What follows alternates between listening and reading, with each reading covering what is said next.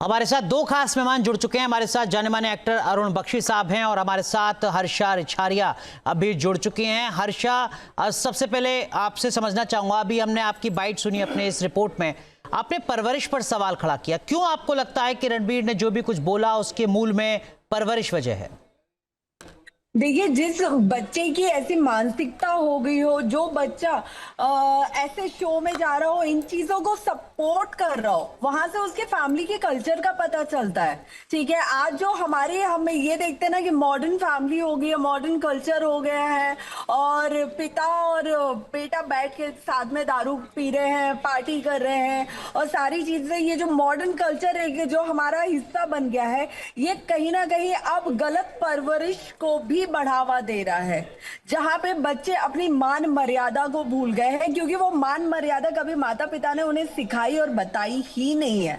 तो ये प्रश्न चिन्ह सबसे पहले, बच्चा गलती करता है ना, तो सबसे पहले सवाल माता पिता पे ही उठते हैं कि उन्होंने कैसी परवरिश की है। आज अगर रणवीर इलाहाबादिया या समय रैना जैसे जो ये लोग हैं जो गालियों को, अभद्र भाषा को सपोर्ट कर रहे हैं, तो आप ये देखिए, क्या उनके माता पिता ये वीडियोस नहीं देखते होंगे, ये शो नहीं देखते होंगे? वो नहीं देख रहे हैं कि उनका बच्चा किस तरह से क्या बोल रहा है, वो फिर भी सपोर्ट कर रहे हैं। तो ये उनका पारिवारिक माहौल ही फिर वैसा होगा ना। ठीक है, लेकिन आगे क्या, इस घटना के बाद समाज क्या कुछ सबक ले, ये मैं आपसे समझूंगा। अरुण बख्शी साहब, आपने भी उस विवादित वीडियो को, उस बयान को देखा होगा, आप किस तरीके से आंकते? सर, क्या आपको लगता है कि वाकई ये परवरिश की कमी है या गलतियां हर शख्स से होती हैं, माफ कर देना चाहिए? और कुछ लोग कह रहे हैं कि देखिए, गालियां तो समाज का ही हिस्सा है। पहले बताइए, बच्चा कहाँ है? कौन है बच्चा? कौन है बच्चा? वो बच्चा है क्या? रणबीर बच्चा है? उसके साथी लोग बच्चे हैं क्या? ये जो गालियां दे रहे हैं, पहले बताइए, नंबर वन, हमारा सेंसर कोई है क्या? कोई सेंसर है जो रोक सके, कोई गाइडलाइंस दे सके कि ये करना है, ये नहीं करना, आपकी हद और जद ये है, इस सीमा के आगे आप नहीं जा सकते, कम व्हाट में। हिंदुस्तान में, इंडिया में ऐसी कोई चीज नहीं है। आजकल एक नई कॉम शुरू हो गई है, यूट्यूबर जी। जो अच्छे हैं वो बहुत अच्छे हैं। मैं इन गधे और गंदे लोगों से बोलूंगा, क्रेडिट दूंगा, जो पाकिस्तानी यूट्यूबर हैं। कम से कम वो इंडिया और पाकिस्तान को कहीं ना कहीं मिला रहे हैं, वो इंडिया की तारीफ कर रहे हैं, और खुद भी पाकिस्तानी लोगों से जूते भी खा रहे हैं, लेकिन वो अच्छा काम कर रहे हैं। बख्शी साहब, हालांकि भारत में भी बहुत सारे ऐसे यूट्यूबर्स हैं जो बहुत इंफॉर्मेटिव कंटेंट पेश कर रहे हैं। नहीं, मैं कह रहा हूं जी, अच्छे हैं, बहुत अच्छे, लेकिन ये जो जात है, ये जो क्रीड है, ये जो कौम है जो कि गालियां और गंद डालता है, इनके लिए एक प्रेसिडेंस होना चाहिए, एक मिसाल कायम करनी चाहिए। हमारे, लिसन टू मी भाई, अगर आपने सवाल किया तो जवाब दीजिए ना। हमारे जो चीफ मिनिस्टर हैं, mister Devendra Fadnavis, he is a man of promise. इन्होंने गालियां दी, इनका स्वागत डंडों से करना चाहिए, डंडों से, और चौक में खड़े होकर डंडों से करना चाहिए, ताकि ये फ्यूचर में इस तरह की बदतमीजी ये पब्लिक प्लेटफॉर्म के ऊपर ना करे, और जो करने की सोच रहे हैं उनको भी एक सबक मिलना चाहिए कि दे शुड नॉट। लेकिन दो सवाल आप दोनों एक्सपर्ट्स ने खड़ा किया, एक परवरिश से जुड़ा था और एक सेंसर से जुड़ा था। आप दोनों से उस पहलू को भी समझूंगा। एक रिपोर्ट जरा दर्शकों को पहले दिखा दें। सोशल मीडिया पर रणबीर इलाहाबादिया की जिस गंदी बात को लेकर बवाल मचा हुआ है, आखिर उस सोशल मीडिया पर कमाई का एल्गोरिथम क्या है जिसके लिए कंटेंट क्रिएटर्स किसी भी हद को पार कर जा रहे हैं? कंटेंट क्रिएटर्स का बाजार कैसे अश्लीलता के बाजार में बदल गया है, समझिए इस रिपोर्ट में।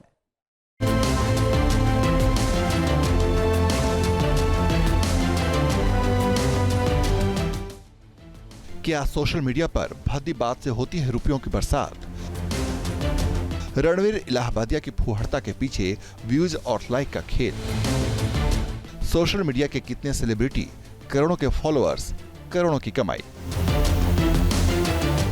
Social media influencer Ranveer Allahbadia की भद्दी बात पर बवाल मचा हुआ है। रियलिटी शो में रणवीर ने ऐसा सवाल किया कि जिसने भी सुना अवाक रह गया। सवाल सोशल मीडिया की आजादी पर भी उठने लगे, जिसने सेलिब्रिटी बनने की चाह ने कंटेंट क्रिएटर्स को बेलगाम कर दिया है। व्यूज और कमाई के लिए कंटेंट क्रिएटर्स लक्ष्मण रेखा भी पार करने से नहीं चूक रहे। यही वजह है कि रणवीर ने बोलने की आजादी का गलत फायदा उठाया और अपनी हदों को भी पार कर दिया। क्रिएटिव इकोनॉमी में अश्लीलता और फुहड़ता का कितना दबदबा, क्या भद्दी बात है कंटेंट क्रिएटर्स की अकूत दौलत का राज? इंटरनेट के फैलाव और सोशल मीडिया प्लेटफॉर्म की अंधाधुंध पहुंच ने हर किसी को आजादी दी। फिर क्रिएटिविटी के नाम पर कंटेंट में अश्लीलता की एंट्री हुई। फुहड़ता वाले कंटेंट की ग्रोथ तेजी से बढ़ी। इस तरह के कंटेंट लाइक्स और व्यूज के मामले में अव्वल साबित होने लगे और यही वजह है कि रणवीर इलाहाबादिया भी इस खेल में शामिल हो गए। रणवीर के 7 यूट्यूब चैनल हैं, कुल 12 मिलियन से ज्यादा सब्सक्राइबर्स हैं। उनके इंस्टाग्राम पर 45 लाख से ज्यादा फॉलोअर्स हैं। एक्स पर भी 6 लाख से ज्यादा लोग फॉलो करते हैं। सोशल मीडिया पर ज्यादा फॉलोअर्स मतलब ज्यादा कमाई। अगर कोई कंटेंट वायरल होता है तो फिर उसे लाखों करोड़ों के व्यूज मिलते हैं और उसकी कमाई भी लाखों में होती है। इसके अलावा अगर सोशल मीडिया पर कोई सेलिब्रिटी बन चुका है तो उसे विज्ञापन, रॉयल्टी, ब्रांड प्रमोशन और प्रोडक्ट प्लेसमेंट से तगड़ी कमाई होती है और यही बात रणवीर इलाहाबादिया पर भी लागू होती है। मीडिया रिपोर्ट की माने तो रणवीर की कुल संपत्ति 58 करोड़ रुपए है। यूट्यूब से हर महीने उनकी कमाई करीब 35 लाख रुपए होती है। रणवीर के पास स्कोडा कोडियाक कार है जिसकी कीमत 34 लाख रुपए है। मुंबई में एक आलीशान अपार्टमेंट है जिसका किराया 5 लाख रुपए है। सिर्फ रणवीर ही नहीं, सोशल मीडिया पर ऐसे न जाने कितने इन्फ्लुएंसर्स हैं जिनकी कमाई लाखों और करोड़ों में है। हालांकि कुछ ऐसे इन्फ्लुएंसर्स भी हैं जिन्होंने बेहद ही शानदार कंटेंट तैयार किया है और अब भी कर रहे हैं, लेकिन कुछ ने हल्के और छिछले कंटेंट को लोकप्रियता का हथियार बनाया और उसमें कामयाबी भी पाई। जैसे जैसे उनके कंटेंट में अश्लीलता का ग्राफ ऊपर की तरफ बढ़ता गया, उनकी कमाई भी बढ़ती चली गई। Statist.com के मुताबिक साल 2016 में दुनिया भर में इन्फ्लुएंसर्स का बाजार 1.7 अरब अमेरिकी डॉलर का था। साल 2025 में इन्फ्लुएंसर्स का बाजार 14 गुना बढ़कर 24 अरब अमेरिकी डॉलर तक पहुंच गया, यानी करीब 2 लाख करोड़ रुपए से कुछ कम।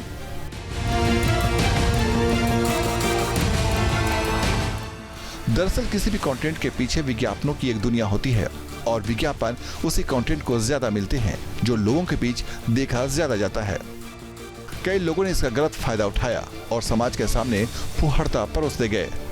इसके लिए सिर्फ कंटेंट क्रिएटर्स को दोष देना ठीक नहीं है। समाज का एक तबका ऐसा भी है जो हल्की और फूहड़ बातों को ज्यादा पसंद करता है। उनकी इसी पसंद ने ऐसे इन्फ्लुएंसर्स की आजादी को अश्लीलता की दर तक पहुंचा दिया। आज भारत में 85 करोड़ लोग इंटरनेट का इस्तेमाल करते हैं। साल 2024 तक 46 करोड़ लोग सोशल मीडिया का इस्तेमाल कर रहे थे। देश में करीब 9,30,000 कंटेंट क्रिएटर्स हैं। 1,12,000 ऐसे कंटेंट क्रिएटर्स हैं जो 1 लाख से 10 लाख रुपए हर महीने कमाते हैं। साल 2023 में इन्फ्लुएंसर मार्केट करीब 1,875 करोड़ रुपए का था। साल 2024 में ये मार्केट 2,344 करोड़ रुपए तक पहुंच गया।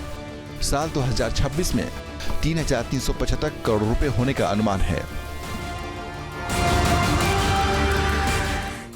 सोशल मीडिया के वैसे तो कई प्लेटफॉर्म हैं, लेकिन कुछ प्लेटफॉर्म पूरी दुनिया में भी लोकप्रिय हैं और भारत में भी। अगर कोई एक कंटेंट तैयार करता है तो वह एक साथ इसका इस्तेमाल कई प्लेटफॉर्म पर करता है। इससे न सिर्फ लोकप्रियता में तेजी आती है बल्कि कमाई भी छप्पर फाड़ होती है। YouTube पर 2.5 अरब एक्टिव यूजर हैं, यानी धरती की आबादी का हर तीसरा आदमी YouTube इस्तेमाल करता है। इंस्टाग्राम पर 2 अरब एक्टिव यूजर हैं। टिकटॉक पर 1.6 अरब एक्टिव यूजर हैं। हालांकि भारत में ये बैन है। एक्स पर 6.1 करोड़ एक्टिव यूजर्स हैं। जाहिर है इतनी बड़ी संख्या में यूजर्स होना एंटरटेनमेंट के दूसरे साधनों को पीछे छोड़ देता है। सोशल मीडिया के ये ऐसे यूजर्स हैं जो एक दिन में कई घंटे सिर्फ कंटेंट देखने या क्रिएट करने में बिताते हैं। इसलिए क्रिएटिव कंटेंट का बाजार दिनों दिन बड़ा होता जा रहा है और उस बाजार में भद्दी बात तेजी से अपना पंख फैला रही है। तेजी से वो अपनी हदों को पार कर रही है। Team news nation. तो हमारे साथ दो खास मेहमान लगातार बने हुए हैं, देश के जाने माने एक्टर अरुण बख्शी साहब और हर्ष आचार्य। अरुण बख्शी साहब, आपने सेंसर की बात की थी, क्या आपको लगता है कि अब वक्त आ गया है कि जो सोशल मीडिया प्लेटफॉर्म्स हैं, OTT है, यूट्यूब है, इनके लिए भी एक सेंसर जैसी व्यवस्था भारत में कम से कम होनी चाहिए, कोई भी कुछ भी ना पोस्ट करे? 100% होनी चाहिए। देखिए, पैसा कमाना सबका अधिकार है। अभी जो आपने इतना बड़ा रिपोर्ट दिखाया है, सुनाया है, उसमें यही है कि यूट्यूबर्स ये हैं, वो हैं, इतना कमा रहे हैं, ऐसा हो रहा है। लेकिन सवाल है कि मुद्दे पे आइए, जिसके लिए हम आपके यहाँ पे आए हैं। देखिए, एक सेंस ऑफ ह्यूमर होता है। आदमी कहता है, हंसता है, कूद बढ़ता है, ताली देता है। एक होता है सेंस ऑफ ट्यूमर। ये सेंस ऑफ ट्यूमर है, दिमागों में ट्यूमर है, जबान में ट्यूमर है, गंध है, जलालत है, गलाजत है। इसको कहीं ना कहीं we have to nip the evil into the bud। मेरे कहने से कुछ नहीं होगा। ये जब तक मोदी साहब की कृपा दृष्टि इसके ऊपर नहीं पड़ेगी, कुछ नहीं होगा। उस बंदे ने एक बार देखा, उसके बाद जांचा, परखा, उसके बाद वो शुरू होंगे। फिर जब वो शुरू होंगे, क्योंकि एक ही आदमी कर सकता है, दैट इज मिस्टर मोदी। ठीक है, तो आपको प्रधानमंत्री नरेंद्र मोदी से काफी ज्यादा उम्मीदें हैं। बहुत बहुत शुक्रिया अरुण बख्शी साहब जुड़ने के लिए, और जो अपनी नाराजगी है, गुस्सा है और जो अपना सुझाव है वो न्यूज नेशन के इस मंच पर साझा करने के लिए। न्यूज नेशन अब व्हाट्सएप पर खबरों की ताजा अपडेट के लिए न्यूज नेशन के इस QR कोड को स्कैन करें।